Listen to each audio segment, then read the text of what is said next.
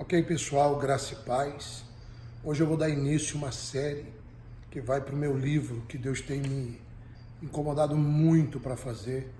Esse livro que tem o tema Diário de um Profeta. E nesse livro eu vou contar desde a minha conversão e principalmente as experiências do sobrenatural. As experiências, os testemunhos, os milagres extraordinários que têm acompanhado o meu ministério desde a minha conversão. Deus me disse que vai levantar muitos jovens. E uma das razões de eu estar compartilhando com vocês essas experiências é porque o Espírito de Deus tem me dito que pessoas nos quatro cantos do mundo têm passado por essas experiências, mas têm sido sufocadas, perseguidas e muitas vezes até mesmo estão desanimadas. E a partir do momento em que essas pessoas verem, ouvirem e lerem aquilo que Deus tem feito através do meu ministério, elas vão se levantar em Deus para o sobrenatural.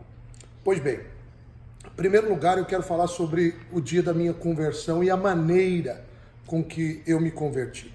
O meu ministério tem sido marcado pela palavra de conhecimento. O que é a palavra de conhecimento? É a famosa revelação que acontece nas igrejas pentecostais. A Bíblia fala lá em 1 Coríntios 12:8 sobre a palavra da ciência, a palavra do conhecimento. Nós vimos isso acontecer muitas vezes na Bíblia. Mas para você ter ideia, João 4:50, Jesus olha para aquele pai e diz: vai, o teu filho está bem, o teu filho está vivo. Então isso foi uma palavra de conhecimento.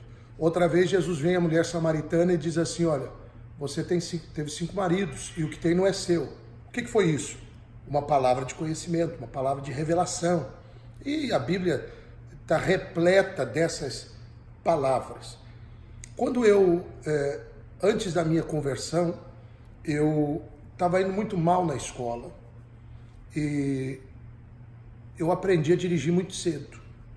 E eu, com 14 anos de idade, eu peguei o carro da minha mãe escondido e eu tinha bebido com 14 anos de idade. E eu peguei o carro escondido e eu ia cair numa ribanceira que certamente eu ia morrer. Certamente. Até hoje eu sei que Deus me deu um livramento para que eu não viesse a morrer. Eu lembro que eu cheguei em casa com meu coração batendo muito forte, acelerado. Guardei o carro e guardei isso para mim. Ninguém sabia que isso tinha acontecido. Nessa época eu estava indo muito mal na escola e minha mãe conversando com minha tia disse para ela: olha, fala para ele ler os Salmos. E eu comecei a ler os Salmos. E ali vendo os Salmos, falando sobre Deus, eu não acreditava em Deus. Eu comecei a perguntar na minha mente, eu não falei, somente na minha mente eu perguntava: Deus, se o Senhor existe, então me responde isso, aquilo. Fiz várias perguntas, vários questionamentos. O que aconteceu foi que pouco tempo depois eu tinha uma namorada na minha escola, eu estudava ali em Santo André, e essa namorada começou a ir para a igreja.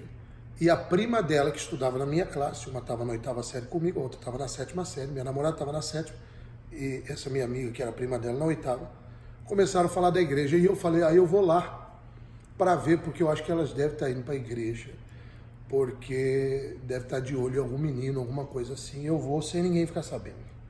Era uma terça-feira à noite, queridos, e eu cheguei ali naquela igreja. A igreja estava cheia e eu fiquei no último banco. Eu já fumava, estava com um maço de cigarro no bolso, e ali eu me assentei na última cadeira da igreja. Naquele dia, naquela noite, quando terminou os louvores, eu estranhei porque via um abraçando o outro, falando com o outro. Eu não estava acostumado com nada daquilo. Eu não sabia que Deus falava. A verdade é essa, eu não sabia que Deus falava. E naquele dia, aquele pastor João Carlos Baquim, que é meu pastor até hoje, da Igreja Batista em Santo André, ele me disse: fica de pé, você que está aí atrás. Eu estava na última cadeira, olhei para trás, não tinha mais ninguém, e fiquei quieto. Ele disse: se coloca de pé. E falou: você mesmo. E apontou para mim. Eu me levantei e naquele momento, naquela hora, ele me disse assim: você dirige? Eu disse: não. Coloquei o profeta no estreito, eu disse: não. Ele me falou: você não tem carta, mas você dirige. Foi uma palavra de revelação, uma palavra de conhecimento. Eu fiquei assustado, porque eu fiquei perguntando: como que esse homem sabe da minha vida? E ele me disse assim: para você saber que Deus está falando com você, você pegou um carro e eu via que você ia cair numa ribanceira e você ia morrer. Mas o Senhor Deus te livrou, porque Ele vai fazer de você um pregador da sua palavra. Quando ele falou isso, meu corpo começou a tremer. Eu disse: meu Deus, como é que esse homem sabe disso? E ele me disse: para você saber que é Deus, esses dias no seu quarto você perguntou isso. E ele falou tudo que eu pensei. Veja, eu não tinha falado, eu tinha pensado, mas Deus conhece os pensamentos do coração. O diabo não conhece os pensamentos, mas Deus conhece. E ele disse: você me perguntou isso, e eu respondo isso. Você perguntou isso, e eu respondo isso. Ao término, eu me lembro que ele me chamou e disse: você quer aceitar Jesus como Senhor da sua vida? Eu vim para aceitar Jesus, e ele disse: através da tua vida, Deus vai fazer de você um pregador.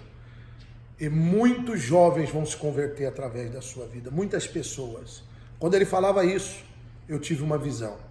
Eu via como um ginásio cheio de pessoas, e pessoas se convertendo. Depois eu tive essa experiência, era o ginásio da Portuguesa, onde eu fiz uma grande vigília, onde muitas pessoas foram visitadas. Eu não conhecia um versículo da Bíblia sequer. Eu não sabia absolutamente nada sobre o ministério, mas tão somente eu recebi da parte de Deus. E Deus cumpriu aquilo de maneira sobrenatural. Então, eu não tenho como não crer no sobrenatural. Eu creio na palavra de conhecimento. E o meu ministério tem sido marcado com essas palavras de conhecimento. E durante esses vídeos e esse livro que vai ser escrito, eu vou compartilhar tantas palavras de conhecimento e tantos testemunhos de milagres extraordinários. E eu quero que você creia no sobrenatural. Creia e viva o sobrenatural, porque Deus está vivo, Ele fala e Ele tem o sobrenatural para você.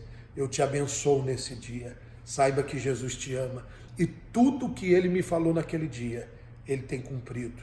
E todas as promessas que Ele tem feito para você vai se cumprir, em nome do Senhor Jesus. Deus abençoe você.